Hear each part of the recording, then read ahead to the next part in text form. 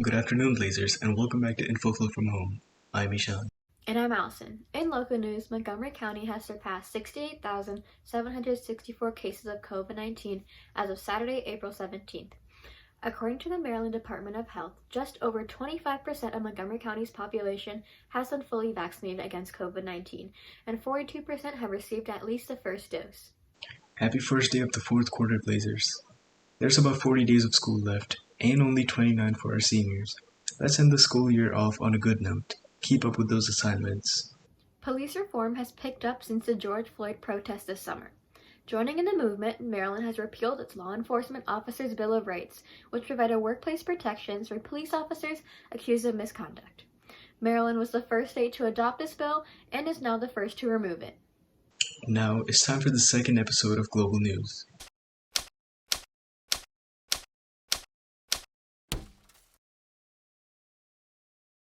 Alexei Navalny, also known as the man who Putin fears the most. A follow-up on the situation from the last episode.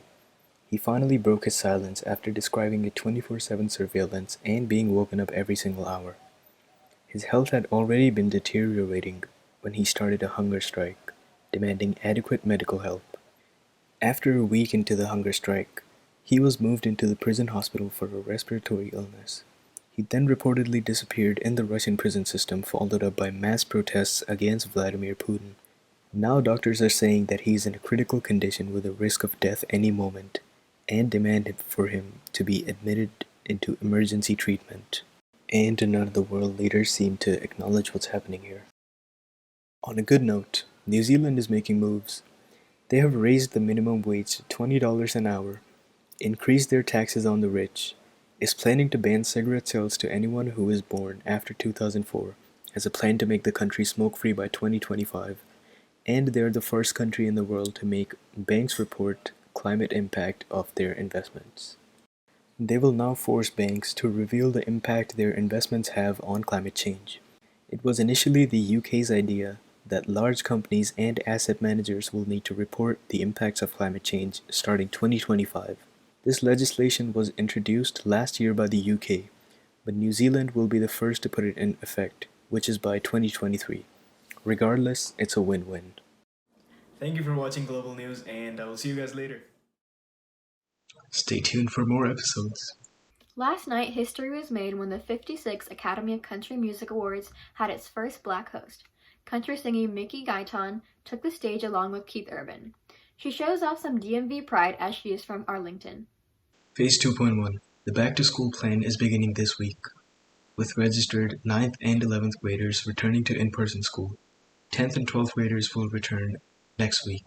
And now, let's take a look at the newest episode of the Bolsos podcast.